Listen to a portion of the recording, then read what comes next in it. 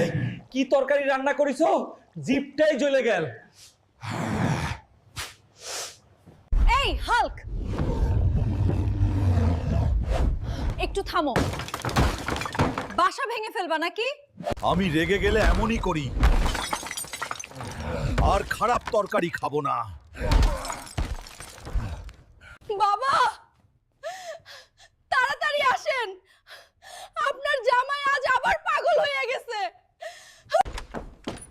ওই হাল্ক, আজকে তোর শিক্ষা আমি দিব।